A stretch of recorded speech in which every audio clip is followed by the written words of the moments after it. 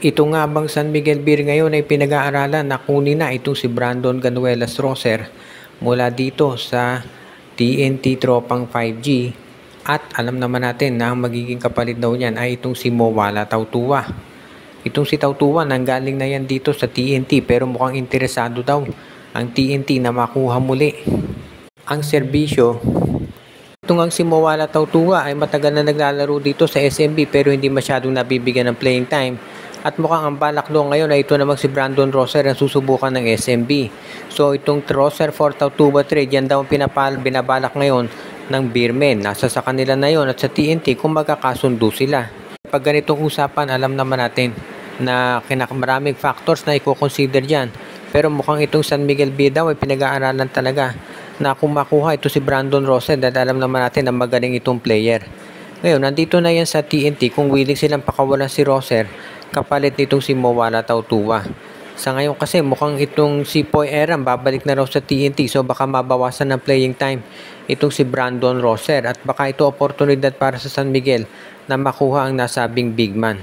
6'8 itong si Roser, parehas lang kay Tautua pero ito merong 3-point shot at parang mas consistent sa offense. So baka yan ang dahilan kung bakit ang gusto ng San Miguel si Roser ang makuha kapalit nitong si Mowala Tautua. Kaya nga ngayon, itong San Miguel pinag-aaralan daw kung paano nila uumpisahan ng negotiations dito sa TNT para makuha na si Brandon Roser. Malaking bagay ito para dito sa San Miguel lalo na at naghahanap sila ng mga additional pa na mga players na pwedeng ma-acquire para matuloy itong pursuit nila na ma-regain ang defend itong Philippine Cup. At yung pagkuha dito kay Brandon Roser ang isa sa mga magagandang steps na pwedeng gawin itong si manager ng SMB pati na yung kanilang coaching staff. Ang Meralco Bolts naman ngayon ay isa doon sa mga teams na nagre-ready na gumawa ng paraan para maging mas competitive sila at mas lumaki ang tsansa na manalo ng kampyonato. Mukhang interesado daw itong Meralco Bolts na kunin ang serbisyo nitong si Kai Balungay o kaya itong si Jason Perkins mula dito sa Phoenix Fuel Masters. Sa dalawang nabanggit, mas malaki tsansa na makuha nila si Perkins dahil ito'y veterano na. Kaya nga maraming naniniwala na only a matter of time bago itong si Perkins ay mapunta dito sa Meralco Bolts. Magandang addition siya dito sa Meralco dahil alam naman natin itong Meralco nangangailangan palagi yan ng mga power forward at center na magagamit. At magandang idagdag dyan talaga itong si Jason Perkins. So kung sakasakali dito natin talaga masasabi na isa to sa mga malalaking bagay na magagawa nitong si Coach Luigi Trillo.